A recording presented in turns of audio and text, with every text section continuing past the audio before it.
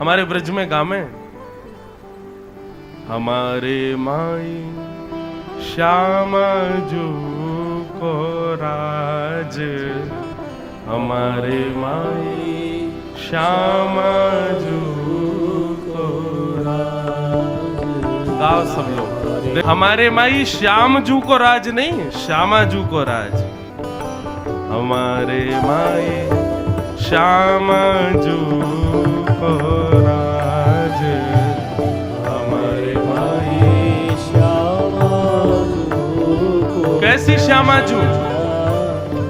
जाके अधीन सदा ही सांवरो, जाके अधीन सदा ही सांवरो, जाके अधीन सदा ही सांवरो। कौन सांवरो? या ब्रज को सिर ताज हो, या ब्रज को सिर ताज, हाँ या ब्रज को सिर ताज हो, या ब्रज को सिर ताज।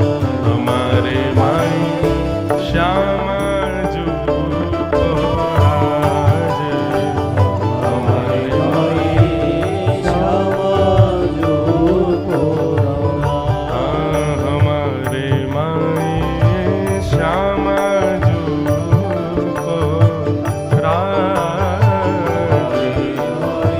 श्यामा जू को। ठाकुर जी तो बड़े चंचल हैं भैया हमारे, एक जगह टिके ही ना है।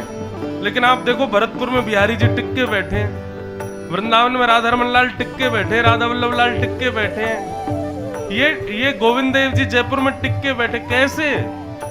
श्यामा जू की वजह से। किशोरी जी की आज्ञा नहीं है इसलिए टिक के बैठे। और मैं आपको इसको एक रहस्य और बताऊं। आज बिहारी जी दर्शन करवे जाइयो तो बंधुओं, ये जो श्याम सुंदर है ना, ये अकेले गोपाल जी थोड़े ही हैं। इनमें जो वाम अंग है ना, इधर से इधर को अंग नीचे तक, ये किशोरी जी हैं। और यहां से यहां तक को जो दाहिनो अंग है, ये श्याम सुंदर है। ये त्रिभंग लली जो स्वरूप है, ये हमें दिखाई दे कि श्याम सुंदर है अकेले, लेकिन ये आधो अंग श्री जी को है और आधो अंग श्याम सुंदर को है। तब त्रिभंग लली विराजमान होकर के खड़े हुए।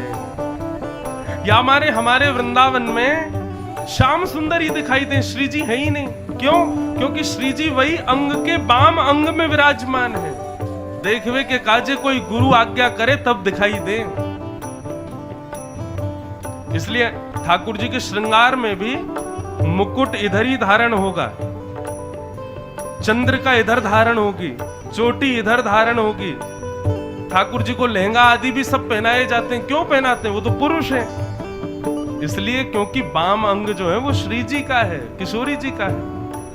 रास विहार करते करते श्याम सुंदर और किशोरी जी दोनों समीप आए तो आधा किशोरी जी का अंग ठाकुर जी में विलीन हो गया और ठाकुर जी का आधा अंग किशोरी जी में। तभी त्रिभंग लली स्वरूप प्रकट हुआ। इसलिए उनको एक नहीं दो ही रूप हैं, इस भाव से दर्शन करो।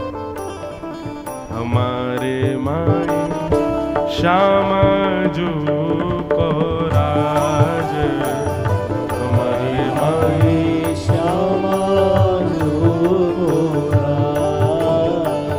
यह जोड़ी अभी चल वृंदावन, यह जोड़ी अभी चल वृंदावन, यह जोड़ी अभी चल वृंदावन।